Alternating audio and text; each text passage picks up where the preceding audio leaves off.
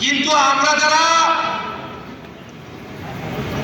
আমরা এই দুইটি হুমকি থেকে আমাদেরকে রক্ষা করতে হবে। আমরা বলতে চাই যে আমরা কাজ করি, আমাদের এমপি মহোদয় আমাদেরকে মূল্যায়নও করেন। জুলাই বিপ্লবের আগে যাদের আইডি থেকে একটা ফেসবুক, জুলাই বিপ্লব সহ 17 বছর আন্দোলন সংগ্রামে যাদেরকে পাওয়া যায় নাই, এরা আজকে বড় নেতা। যে আমরা রাজপথে ছিলাম, রাজপথে আছি, রাজপথে থাকবো। নবীগঞ্জ বাহুবলের এমপি জননেতা রেজা কিবরিয়া মহোদয়ের সাথে নবীগঞ্জ পৌর বিএনপি আছে, নবীগঞ্জ পৌর বিএনপি থাকবে ইনশাআল্লাহ।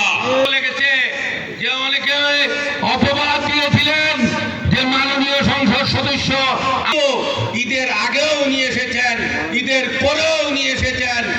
আমরা রেজা কিবরিয়া মহোদয়কে ইনশাআল্লাহ